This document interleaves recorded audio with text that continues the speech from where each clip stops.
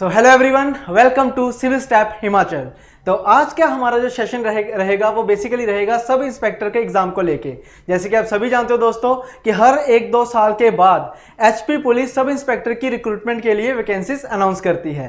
तो आज का जो हमारा मेन एजेंडा रहेगा उसमें हम देखेंगे कि क्या हमारी एलिजिबिलिटी होनी चाहिए इस एग्जाम को फिल करने के लिए, क्या सिलेबस रहता है, क्या इसका पैटर्न है और हमारी स्ट्रैटेजी क्या होनी चाहिए इस एग्जाम को क्रैक करने के लिए। तो चलिए दोस्तों शुरू करते हैं आज का हमारा लेक्चर। तो ये हमारी आज के सेशन का दोस्तों स्कोप रहने वाला है। इसमें हम डिस्कस करेंगे सबसे पहले एलिजिबिलिटी, कि अगर आपने एग्जाम को फिल करना है तो आपको क्या क्या आपका एजुकेशन क्वालिफिकेशन होना चाहिए, क्या आपका एज लिमिट होना चाहिए, वो सारा कुछ हम एलिजिबिलिटी में डिस्कस करेंगे। उसके बाद हम देखेंगे सिलेक्शन प्रोसीजर, कि प्रोसीजर क्या है सिलेक्शन का, कौन कौन से एग्जाम होंगे, आपका रनिंग वगैरह का टेस्ट वगैरह कैसे होगा, वो सारा कुछ हम देखेंगे सिलेक्शन प्रोसीजर में। उसके बाद हम दोस्तों डिटेल्ड सिलेबस डिस्कस करेंगे कि कौन कौन से कंपोनेंट्स हैं जो इस एग्जाम में पूछे जाते हैं। उसके बाद आएगा हमारे पास प्रीवियस ईयर पेपर एनालिसिस, कि लास्ट ईयर जो पेपर हुए हैं उसमें कौन कौन से कंपोनेंट से कितने क्वेश्चंस पूछे गए हैं, ठीक है। उसके बाद हम देखेंगे एग्जाम पैटर्न, कि एग्जाम का पैटर्न क्या था, ठीक है। तो पैटर्न के बारे में भी डिस्कस करेंगे और लास्ट में हम देखेंगे कि हम स्टार्ट कैसे करें अपनी प्रेपरेशन, कि अगर आप इनिशियल स्टेज पे हो, अगर आप नए स्टूडेंट हो, आप एग्जाम की तैयारी करना चाहते हो तो क्या क्या हमारे मेन पॉइंट्स रहने चाहिए इस एग्जाम को स्टार्ट करने के लिए प्रेपरेशन को। तो दोस्तों शुरू करते हैं सबसे पहले एलिजिबिलिटी को लेके। तो एलिजिबिलिटी आपकी स्क्रीन के ऊपर है दोस्तों। सबसे पहली जो एलिजिबिलिटी है वो है नेशनैलिटी की, कि आप इंडियन होने चाहिए। सबसे पहले तो इंडियन सिटीजन होने चाहिए। दूसरा जो एज लिमिट है दोस्तों वो है 21 to 26, जो एज लिमिट है वो 21 to 26 है। आएगा हमारे पास एजुकेशनल क्वालिफिकेशंस, कि आपका एजुकेशन क्वालिफिकेशन क्या होना चाहिए इस एग्जाम को फिल करने के लिए। तो दोस्तों इसके लिए जो एजुकेशन क्वालिफिकेशन है वो है डिग्री, चाहे आपने बीए करी है, चाहे आपने बीएससी करी है, चाहे आपने बीटेक करी है। अगर आपके पास 3 साल की या 4 साल की डिग्री है तो आप इस एग्जाम को फिल कर सकते हो। तो यह है आपकी एकेडमिक्स क्वालिफिकेशन, ठीक है। और अगर हम बात करें नंबर ऑफ अटेम्प्ट्स की, तो इसमें कोई रिस्ट्रिक्शन नहीं है नंबर ऑफ अटेम्प्ट्स की, आप जितने चाहो अटेम्प्ट दे सकते हो, बस आपका जो एज लिमिट है वो एक्सीड नहीं करना चाहिए, ठीक है। यानी कि अगर आप जनरल कैटेगरी से बिलोंग करते हो तो एट द एज ऑफ 26 आप अनलिमिटेड अटेम्प्ट्स कर सकते हो, ठीक है। तो आई होप आपको बेसिक एलिजिबिलिटी का पता चल गया होगा। The candidate applying must be Indian citizen. Second इसका जो है एज लिमिट का 21 to 26, बाकी कैटेगरी वाइज जो रिलैक्सेशन मिलती है वो उसमें रहेगी। Next is academic qualification, that is must be graduation होनी चाहिए दोस्तों। ये वाली जो वैकेंसी है ये +2 लेवल पे नहीं होती है, इसके लिए जो मिनिमम क्वालिफिकेशन है वो ग्रेजुएशन की है, ठीक है। चाहे आपने रेगुलर में करिए, चाहे आपने डिस्टेंस में करिए, वो मैटर नहीं करता है। परसेंटेज ऑफ मार्क्स की कोई बात नहीं करी गई है, यानी कि आप सिर्फ पास होने चाहिए, आपके पास आपकी डिग्री होनी चाहिए, ठीक है। और अनलिमिटेड हमारे पास नंबर ऑफ अटेम्प्ट्स रहेंगे, यानी कि कोई भी ऐसी रिस्ट्रिक्शन नहीं है कि 2 अटेम्प्ट्स कर सकते हो या 3 अटेम्प्ट्स कर सकते हो, ठीक है। चलिए अब नेक्स्ट चलते हैं। नेक्स्ट आएगा हमारे पास हाइट की एलिजिबिलिटी, कि आपकी फिजिकल आपकी एलिजिबिलिटी क्या रहेगी, ठीक है।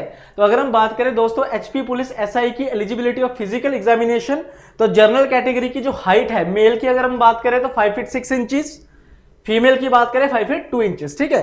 तो ये रफली 170 सेंटीमीटर बनता है और ये रफली 157 सेंटीमीटर बनता है, ठीक है, क्लियर। अगर हम बात करें ओबीसी की, तो ओबीसी की भी बिल्कुल सेम रहेगी, जनरल ओबीसी और ईडब्ल्यूएस तीनों की सेम रहेगी।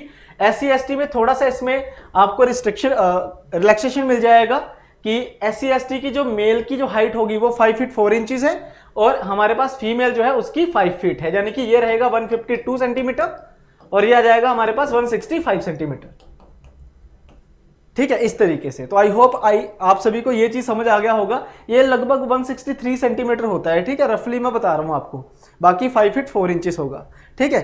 चेस्ट का जो साइज है वो सिर्फ मेल के लिए एप्लीकेबल है। कोई भी अगर आप मेल हो, अगर जनरल कैटेगरी के हो, तो ये हमारे पास चेस्ट साइज होना चाहिए। ओबीसी के लिए भी सेम रहेगा और एससी एसटी के लिए ये रहेगा 29x30, क्लियर। तो ये हमारा फिजिकल एग्जामिनेशन के लिए जो एलिजिबिलिटी है उसके बारे में डिस्कस किया गया है। तो अगर आपकी हाइट 5'6" से ज्यादा है तो आप एलिजिबल हो इस एग्जाम के लिए, ठीक है। और अगर आप जनरल कैटेगरी से बिलोंग करते हो और आपकी जो हाइट है वो 5'6" से कम है, चाहे वो 1 सेंटीमीटर क्यों ना कम हो, तो आप एलिजिबल नहीं हो, ठीक है। तो एजुकेशनल क्वालिफिकेशन के साथ साथ हाइट भी मैटर करता है, ठीक है। चलिए अब नेक्स्ट चलते हैं दोस्तों। नेक्स्ट आएगा हमारे पास जो इसमें फिजिकल एफिशिएंसी टेस्ट होता है। आगे चल के जब हम सिलेक्शन प्रोसीजर की बात करेंगे उसमें इसका जिक्र आएगा फिजिकल एफिशिएंसी टेस्ट का।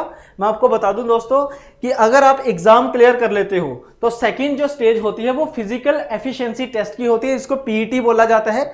उसमें आपकी रनिंग होगी, रेस होगी, ठीक है। 1500 मीटर की रेस है, 6.5 मिनट। इसमें किसी भी कैटेगरी को कोई भी रिलैक्सेशन नहीं मिली हुई है, चाहे आप जनरल कैटेगरी से बिलोंग करते हो, चाहे आप ईडब्ल्यूएस से हो, चाहे आप ओबीसी से हो, चाहे आप एससी एसटी कैटेगरी से हो।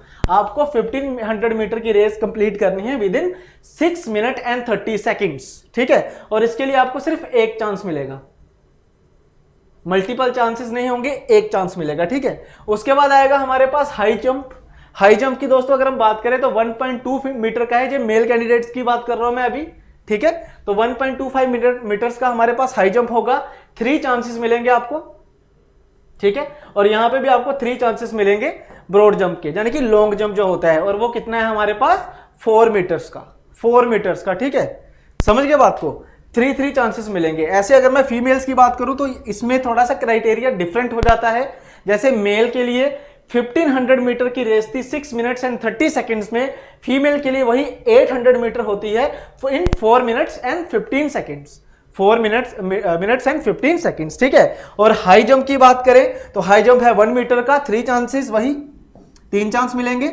और उसके बाद अगर मैं बात करूं ब्रॉड जंप की, यानी कि लॉन्ग जंप की, तो उसके लिए 3 मीटर्स है और उसके लिए भी आपको 3 चांसेस मिलेंगे, ठीक है। तो ये होता है फिजिकल एफिशिएंसी टेस्ट, इसकी मैं बाद में भी बात करूंगा, ठीक है। तो आई होप ये चीज भी आपको क्लियर होगी।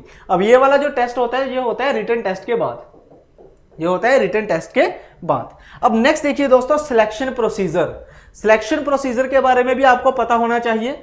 तो जब भी आप फॉर्म फिल करते हो, मान लो अगर आपकी बेसिक एलिजिबिलिटी आप क्लियर कर रहे हो, आपकी हाइट ठीक है, ठीक है, आपने ग्रेजुएशन कर रखी है, आपकी एज लिमिट 21 to 26 के बीच है, तो फिर आप फॉर्म को कर सकते हो फिल। और उसमें जो सबसे पहला टेस्ट होगा वो होगा दोस्तों objective type screening test. Objective test होता है, कितने मार्क्स का होता है, क्या क्या सिलेबस होता है, उसके हम बारे में हम बाद में डिस्कस करेंगे।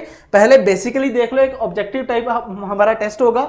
सेकंड नंबर पे होगा हमारे पास physical standard and physical efficiency test, यानी कि इसमें आपकी हाइट वगैरह देखी जाएगी, आपकी चेस्ट वगैरह देखी जाएगी, और पीईटी में आपसे रनिंग करवाई जाएगी, आपकी रेस होगी एक, और साथ में आपका हाई जंप और लॉन्ग जंप करा जाएगा, ठीक है। तो ये होगा हमारे पास फिजिकल एफिशिएंसी टेस्ट, ठीक है। उसके बाद जो थर्ड है, थर्ड आएगा दोस्तों हमारे पास सब्जेक्टिव टेस्ट। सब्जेक्टिव टेस्ट मतलब पेन पेपर वाला टेस्ट होगा ये, जिसमें आपसे एसे राइटिंग, ट्रेसी राइटिंग, ठीक है, उसके बारे में पूछा जाएगा, बाद में डिस्कस करेंगे प्रॉपर इसका, ठीक है। और ये इंग्लिश और हिंदी में होगा, बस ये इंग्लिश और हिंदी का टेस्ट होता है, और ये होता है सब्जेक्टिव, ठीक है। जहां इसको कह सकते हो डिस्क्रिप्टिव टेस्ट, जो आपने पेन पेपर से लिखना है, ठीक है। जैसे प्रेसी राइटिंग है तो वो लिख के ही होगा इसका आंसर, ठीक है। फोर्थ नंबर पे अगर आप ये तीनों स्टेजेस को सक्सेसफुली क्लियर कर जाते हो तो फोर्थ में आपका आएगा डॉक्यूमेंट वेरिफिकेशन। तो जो भी डॉक्यूमेंट वेरिफिकेशन होगी, जैसे मान लो आप जनरल कैटेगरी से बिलोंग करते हो तो आपके ग्रेजुएशन के सर्टिफिकेट्स देखे जाएंगे। अगर आप ईडब्ल्यूएस से बिलोंग करते हो तो फिर आपके ग्रेजुएशन के सर्टिफिकेट साथ में ईडब्ल्यूएस का सर्टिफिकेट देखा जाएगा। अगर आप एससी कैटेगरी से बिलोंग करते हो तो ग्रेजुएशन के सर्टिफिकेट्स प्लस एससी का सर्टिफिकेट जो होता है, तो जितने भी इंपॉर्टेंट सर्टिफिकेट्स होते हैं वो डॉक्यूमेंट वेरिफिकेशन में देखे जाते हैं, ठीक है। और इसके सक्सेसफुल क्लियरेंस के बाद आपका होगा फाइनल सिलेक्शन, जो फाइनल मेरिट बनेगी उसके बाद आपका हो जाएगा फाइनल सिलेक्शन, और आपके कंधे पे लग जाएंगे 2 स्टार, ठीक है, आफ्टर सक्सेसफुल ट्रेनिंग ऑल्सो, ठीक है। तो कुछ इस तरीके से रहता है सिलेक्शन प्रोसीजर। इसके 5 हमारे पास विंग्स होते हैं, ठीक है, 5 स्लैब्स होती हैं। पहले आपका एक ऑब्जेक्टिव टेस्ट होगा, फिर आपका फिजिकल एफिशिएंसी टेस्ट होगा, उसके बाद सब्जेक्टिव पेपर होने वाला है, फिर डॉक्यूमेंट वेरिफिकेशन होगा, और बाद में फाइनल सिलेक्शन होगा मेरिट के बाद, ठीक है, आफ्टर मेरिट। क्लियर? चलिए अब दोस्तों अगर हम सिलेबस की बात करें तो सिलेबस को हम थोड़ा डिटेल में पढ़ेंगे। आपको मैं एक एक कंपोनेंट के बारे में पूरा बताऊंगा, ध्यान से समझना आप सभी ने, ठीक है। अगर मैं सिलेबस की बात करूं दोस्तों तो सबसे पहले आता है इसमें हिस्ट्री। तो हिस्ट्री के भी दोस्तों 3 पार्ट्स होते हैं, ancient history, medieval history and modern history, ठीक है। यानी कि एंशिएंट हिस्ट्री की बात करें तो इंडस वैली सिविलाइजेशन से लेके गुप्तास तक ये आएगा, ठीक है। गुप्तास का जो पीरियड है वहां तक आएगा, जिसमें वैदिक पीरियड होगा, पोस्ट वैदिक पीरियड होगा, महाजनपद वगैरह होंगे। इन सबके ऊपर क्वेश्चन पूछे जाते हैं दोस्तों हिस्ट्री में, ठीक है। उसके बाद अगर मैं मिडिवल हिस्ट्री की बात करूं तो हम कह सकते हैं अरब इन्वेजन से शुरू होता है ये, इसमें दिल्ली सल्तनत आती है, मुगल एम्पायर आता है, ये सारा कुछ मिडिवल इंडिया से पूछा जाता है, लेकिन इसके क्वेश्चंस कम आते हैं, वो आगे चल के डिस्कस करेंगे उसके बारे में भी, ठीक है। नेक्स्ट आएगा मॉडर्न हिस्ट्री, ठीक है, एडवेंट ऑफ यूरोपियन से, जैसे कैसे मतलब पुर्तगाली हमारे देश में आए, ठीक है, कैसे कैसे उनकी स्ट्रैटेजीज थी, कैसे ब्रिटिशर्स आए, वो सारा कुछ इसमें इंक्लूड होता है। उसके बाद 1857 का revolt, battle of Plassey, battle of Buxar, Gandhian thoughts वगैरह, ठीक है, हमारा freedom struggle and post independence, ये सारा कुछ आएगा मॉडर्न हिस्ट्री में। ये सारा कुछ कहाँ आएगा? मॉडर्न हिस्ट्री में, ठीक है। तो ये था हमारे पास दोस्तों हिस्ट्री का। नेक्स्ट आएगा पॉलिटी। पॉलिटी से भी दोस्तों काफी क्वेश्चंस पूछे जाते हैं।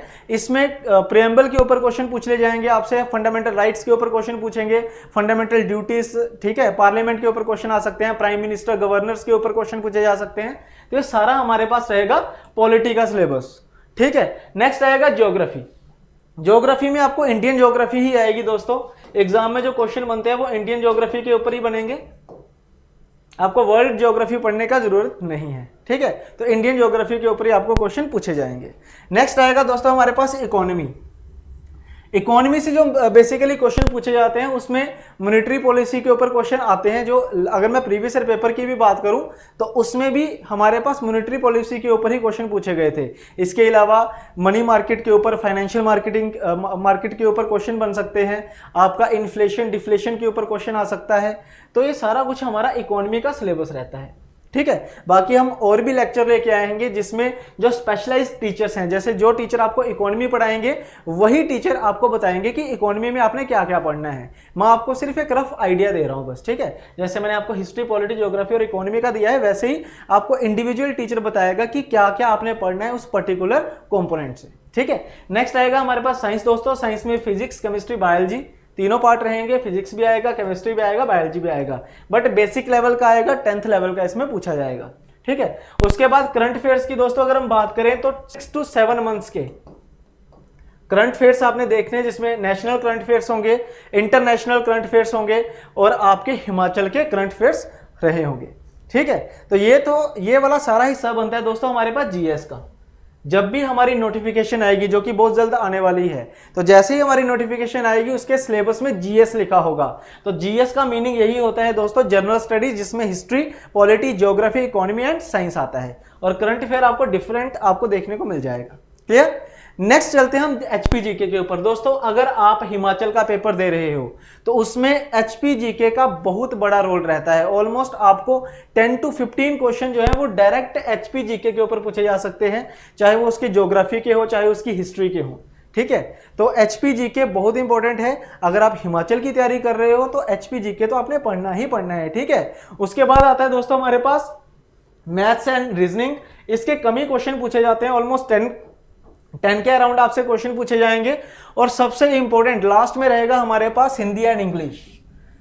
ये सबसे ज्यादा इंपॉर्टेंट पार्ट रहने वाला है। अब मैं हिंदी और इंग्लिश को इंपॉर्टेंट क्यों कह रहा हूं, क्योंकि देखो जो पहला पेपर होगा ऑब्जेक्टिव, उसमें भी इसके एमसीक्यू बनेंगे, मल्टीपल चॉइस क्वेश्चंस, ठीक है। और जो हमारा सब्जेक्टिव पेपर होने वाला है, जो थर्ड हमारे पास सिलेक्शन प्रोसीजर में थर्ड टाइप थी सब्जेक्टिव पेपर, उसमें भी आपसे इंग्लिश और हिंदी के ऊपर ही क्वेश्चन पूछे जाते हैं। चाहे वो ट्रांसलेशन के क्वेश्चन हो, चाहे वो एक्टिव पैसिव वॉइस के क्वेश्चन हो, चाहे वो नरेशन के क्वेश्चन आ जाएं, ठीक है। आपसे ऐसे राइटिंग करवा सकता है, प्रेसी राइटिंग आ सकती है। तो ये सारा कुछ जो है वो हमारा हिंदी और इंग्लिश का है। तो हिंदी और इंग्लिश बहुत ही ज्यादा इंपॉर्टेंट रोल प्ले करते हैं। क्लियर? तो आई होप आप सभी को सिलेबस तो क्लियर हो गया होगा कि क्या सिलेबस रहेगा हमारा एग्जाम को लेके, ठीक है। चलिए अब नेक्स्ट चलते हैं। नेक्स्ट हमारे पास आएगा दोस्तों एग्जाम पैटर्न, ठीक है। अब इसको जरा ध्यान से समझना आप सभी ने, ठीक है। अगर मैं पीवाईक्यू की बात करूं, प्रीवियस ईयर पेपर की बात करूं, तो प्रीवियस ईयर पेपर था जो एचपीएसआई का, जो 2018 में कंडक्ट किया गया था, 19 में फिर दूसरा पेपर कंडक्ट हुआ था इसका। तो उसका जो एग्जाम पैटर्न था वो कुछ इस तरीके से था कि 170 क्वेश्चंस कंसिस्टिंग ऑफ 85 मार्क्स, ठीक है, इस तरीके से था, जिसमें टोटल हिस्ट्री के जो क्वेश्चंस थे वो थे लगभग 25, ठीक है। पॉलिटी के क्वेश्चन जो थे वो लगभग 15 के अराउंड थे। हिस्ट्री के जो अपना ज्योग्राफी के क्वेश्चन भी लगभग 15 थे, साइंस के क्वेश्चन 10 थे, ठीक है, इकोनॉमी के क्वेश्चन थे लगभग 5, ठीक है। इसके अलावा एचपीजीके के 20 क्वेश्चन थे, ठीक है। रीजनिंग के क्वेश्चन पूछे गए थे 10। इंग्लिश और हिंदी की बात करें तो इसमें भी लगभग 10 क्वेश्चन पूछे गए थे, इसमें भी लगभग 10 क्वेश्चन पूछे गए थे। और मैथ का कोई भी क्वेश्चन नहीं आया था, क्योंकि मैथ और रीजनिंग के एक साथ क्वेश्चन आते हैं 10, ठीक है। तो कुछ इस तरीके से हमारा प्रीवियस ईयर पैटर्न था, ठीक है। प्री की अगर हम बात करें, पहले पेपर की बात करें, और जो इसका सेकंड पेपर था सब्जेक्टिव, वो भी दोस्तों 85 मार्क्स का था, जिसमें अगर मैं इंग्लिश की बात करूं तो इंग्लिश में ऐसे राइटिंग थी, प्रेसिस थी, ठीक है, प्रेसी थी। इसके अलावा ऐसे और प्रेसी के अलावा ट्रांसलेशन के ऊपर क्वेश्चन थे, ठीक है। ट्रांसलेशन के बाद इसमें क्वेश्चन जो बने थे वो एक्टिव एंड पैसिव वॉइस के थे, पार्ट्स ऑफ स्पीच के ऊपर क्वेश्चन थे, ठीक है, नरेशन के ऊपर क्वेश्चन थे। सिमिलरली हिंदी में भी आपको ऐसे राइटिंग थी, ठीक है, यानी कि जो आपने पैराग्राफ लिखना होता है प्रॉपर, ठीक है, उसमें से पैराग्राफ वाले क्वेश्चन भी थे, कॉम्प्रिहेंशन के ऊपर क्वेश्चन भी पूछा गया था। तो ये कुछ ऐसा पार्ट था जो डिस्क्रिप्टिव था सारा का सारा, ठीक है, कि आपने लिख के आंसर देना है इसका, आपके लिए इसको ऑप्शंस अवेलेबल नहीं थे, ठीक है। मैं ऐसा करूंगा 2018 का और 19 का जो पेपर है अपने टेलीग्राम चैनल पे डाल दूंगा, जो हमारा तूफानी पहाड़ी के नाम से है, जिसका लिंक आपको डिस्क्रिप्शन में मिल जाएगा, ठीक है।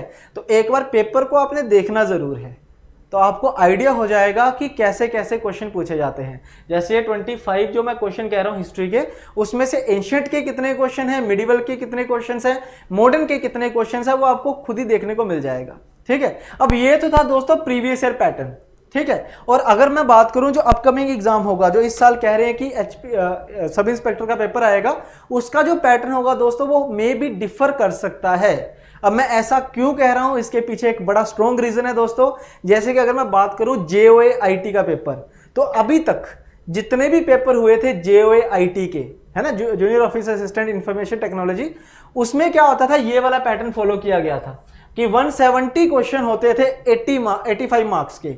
बट जो अभी पेपर हुआ है 24 ऑफ अप्रैल को, उसमें आपने देखा होगा कि 200 क्वेश्चन थे, ठीक है ना, और इसकी कोई इंफॉर्मेशन भी नहीं थी कि 200 क्वेश्चन आएंगे और 100 मार्क्स के, और टाइम क्या था 2 आवर्स ही था। तो मे भी पैटर्न चेंज हो सकता है कि उसको नोटिफिकेशन में ही बताया गया हो, जहां हो सकता है कि डायरेक्ट आपको एग्जाम में ही देखने को मिले, ठीक है। बट सिलेबस सेम रहेगा दोस्तों, सिलेबस में कोई डिफरेंस नहीं होगा। अगर मान लो 170 के 200 क्वेश्चन भी हुए, तो उसी प्रोपोर्शंस में जो नंबर ऑफ क्वेश्चंस है डिफरेंट कंपोनेंट्स के इंक्रीज हो जाएंगे। तो ऐसा कुछ नहीं है कि पैटर्न चेंज होने से हमें अपनी स्ट्रैटेजी को भी चेंज करना है, वो बिल्कुल सेम रहेगी। जो हम पहले पढ़ रहे थे, जिस तरीके से पढ़ रहे थे, सेम उसी तरीके से हमने उसको फॉलो करना है, ठीक है जी। तो आई होप ये चीज आपको समझ आ गया होगा। इसीलिए मैंने एग्जाम पैटर्न के लिए आपको प्रॉपर कोई कमिटमेंट नहीं कराया कि यही होगा, क्योंकि इट कैन बी चेंज्ड, ये चेंज किया जा सकता है, बट सिलेबस कभी चेंज नहीं होगा। सिलेबस जो जैसे चल रहा है वैसे ही चलेगा, ठीक है। चलिए अब नेक्स्ट जो सबसे इंपॉर्टेंट चीज जिसके लिए आप शायद इस वीडियो को देख रहे हो, वो है how to start your preparation. उसकी क्या स्ट्रेटेजी रहेगी, ठीक है। अब देखो दोस्तों, HPSI के एग्जाम की अगर मैं बात करूं तो इसकी जो वैकेंसीज होंगी ये अप टू 50 के अराउंड होंगी, 40 to 50 वैकेंसीज होंगी। नो डाउट हिमाचल जैसी स्टेट के लिए ये काफी वैकेंसी होती है, बट वैकेंसी कम होने की वजह से कंपटीशन भी काफी हाई होने वाला है, क्योंकि इस एग्जाम को जो फिल करेगा, एक तो वो ग्रेजुएट स्टूडेंट है, जो कि आप सभी भी हो ऑब्वियसली, ठीक है। बट उसमें हो सकता है कि कुछ कैंडिडेट ऐसे हों जो ऑलरेडी एग्जाम की तैयारी कर रहे हैं, किसी और एग्जाम की, हो सकता है वो अलाइड की तैयारी कर रहे हो सकता है वो नायब तहसीलदार की तैयारी कर रहे हो, या फिर हो सकता है कि वो HPAS की तैयारी कर रहे हो, है ना। तो उसके लिए देखो, उनके साथ कंपीट करने के लिए आपको एक प्रॉपर स्ट्रेटेजी की जरूरत पड़ेगी कि कौन कौन सा कंपोनेंट है जो आपने एक साथ करना है या कैसे करना है, ठीक है। तो दोस्तों अगर मैं वेटेज की बात करूं तो सबसे ज्यादा वेटेज इसमें रहेगी GS एंड HPG की, ठीक है। तो एक पार्ट तो आपका ये रहेगा कि आपने GS को पढ़ना है और HPG को पढ़ना है, एंड सेकंड पार्ट आपका जो होना चाहिए वो होगा हिंदी एंड इंग्लिश। क्योंकि दोस्तों हिंदी और इंग्लिश जो है ये आपको सेकंड पेपर में बहुत हेल्प करेंगे, ठीक है। अब मान लो अगर आप सिर्फ और सिर्फ जीके पढ़ते हो अच्छे तरीके से, मान लो आपका पेपर 1 क्लियर हो गया और अगर आपकी हिंदी और इंग्लिश में अच्छी कमांड नहीं है तो फिर सेकंड पेपर में आपको काफ़ी प्रॉब्लम फेस करने को मिल जाएगी, है ना। तो जब आप प्रेपरेशन कर रहे हो तो डेली का अपना एक टारगेट रखना है आपने कि एक ऐसे आप हिंदी का जरूर लिखो, एक ऐसे आप इंग्लिश का जरूर लिखो, ठीक है। उससे आपकी जो राइटिंग स्किल्स हैं वो काफ़ी इंप्रूव हो जाएंगी, ठीक है। राइटिंग स्किल्स पे काफ़ी आपको इंप्रूवमेंट देखने को मिल जाएगी। नहीं तो फिर अगर एग्जाम टाइम पे अगर तैयारी शुरू करोगे तो वो इफेक्टिवनेस नहीं आ पाएगी, है ना। अभी से शुरू करोगे प्रेपरेशन तो आपके लिए काफ़ी बेनिफिशियल होने वाला है, ठीक है जी। उसके बाद देखो अगर मैं रीजनिंग की बात करूं तो रीजनिंग इसमें बहुत ईजी आई हुई है। मैं आपको पेपर जब शेयर करूंगा आप खुद देख लेना, रीजनिंग काफ़ी ईजी आई हुई है, इसमें कुछ ज़्यादा मुश्किल नहीं है, ठीक है। बाकी पेपर 1 में हिंदी और इंग्लिश भी ज़्यादा मुश्किल नहीं है, वो भी इजी है। इसमें जो मेन क्वेश्चंस पूछे जाते हैं दोस्तों वो है जीएस और एचपीजीके के, ये आपको थोड़ा सा तंग कर सकते हैं। तो इसकी प्रेपरेशन आपने बहुत अच्छे तरीके से करनी है और अच्छे लेवल की करनी है। तो ये मान के चलना है आपने कि मान लो अगर 170 मार्क्स क्वेश्चन भी आते हैं एग्जाम में और 85 मार्क्स का अगर पेपर भी होता है तो कुछ इस तरीके से आपने प्रेपरेशन करनी है कि आप 140 टू 150 अटेम्प्ट्स कर सको, ठीक है। और कोशिश आपकी यही रहनी चाहिए दोस्तों कि सारे के सारे क्वेश्चन सही हों, बट फिर भी +-10 आपके गलत हो सकते हैं, है ना। 10 क्वेश्चन तो गलत हो ही जाते हैं ना जल्दबाजी में भी, बट इससे ज़्यादा नहीं होना चाहिए, ठीक है। तो डेली प्रैक्टिस करनी है दोस्तों, डेली आपकी प्रैक्टिस रहनी चाहिए एमसीक्यूज की भी, ताकि आपको कम से कम ये तो पता चले कि कौन से क्वेश्चंस हैं जो आपका अच्छे हैं, कौन सा कंपोनेंट आपका बुरा है, कौन सा अच्छा है। ये कब पता चलेगा जब आप प्रैक्टिस करोगे अच्छे तरीके से, ठीक है। बाकी अब हम और भी वीडियोस लेके आएंगे एचपीएसआई एग्जाम के लिए, ताकि आपको पता चले। हम कंपोनेंट वाइज स्ट्रेटेजी लेके आएंगे कि किस तरीके से आपने हिस्ट्री को पढ़ना है, ठीक है। ऐसा नहीं है कि मैं आपको ये कह दूं कि ये वाली बुक ले लो, ये पढ़ लो। अब ऑब्वियस सी बात है, एक बुक है 500 पेजेस की बुक होगी, अगर आप उसको पढ़ना शुरू करते हो तो एक तो काफ़ी ज़्यादा मतलब डीमोटिवेशन भी आनी शुरू हो जाती है कि आप 100 पेज पढ़ लिए, 150 पढ़ लिए, छोड़ दो। आपने भी कभी ये फेस किया होगा। बट अगर आप थोड़ा सिस्टमेटिकली स्मार्ट वर्क करते हो और वही चीज़ें पढ़ते हो जो एग्ज़ाम के लिए इंपॉर्टेंट हैं, तो उससे आपको काफ़ी बूस्ट मिलेगा आपके प्रेपरेशन में, ठीक है। तो इसीलिए हम सब्जेक्ट वाइज स्ट्रेटेजी लेके आएंगे अपकमिंग वीक में, तो आपने वो सारे लेक्चर देखने ज़रूर है दोस्तों। अगर हम बात करें सब इंस्पेक्टर के एग्ज़ाम की तो 8 PM पे हमारे लेक्चर आएंगे, ये भी ऑल्टरनेट डेज पे लेक्चर रहेंगे। एक टाइम पे हमारा लेक्चर रहेगा JOIT के लिए और एक टाइम पे रहेगा हमारा SI के लिए, ठीक है। आप अगर इस चैनल पे वीडियो देख रहे हो तो आपने देखा होगा कि हम HPAS अलाइड की और नायब तहसीलदार की प्रेपरेशन ऑलरेडी करवा रहे हैं। हमारे काफ़ी स्टूडेंट आई थिंक काफ़ी हाईली सेटिस्फाइड है हमारी प्रेपरेशन करवाने के तरीके से, और उसी एज से हम आपको SI और JOIT की प्रेपरेशन भी करवाएंगे, ठीक है। तो अगर आपने हमारा चैनल अभी तक सब्सक्राइब नहीं किया है तो सब्सक्राइब कर लो, बेल आइकन को दबाना बिल्कुल ना भूलें, और बाकी मटेरियल के लिए आप हमारा टेलीग्राम चैनल ज्वाइन कर सकते हैं, ठीक है। बाकी अब मिलते हैं नेक्स्ट सेशन में कुछ और इन्फॉर्मेटिव वीडियोस के साथ। तब तक के लिए धन्यवाद, थैंक यू वेरी मच।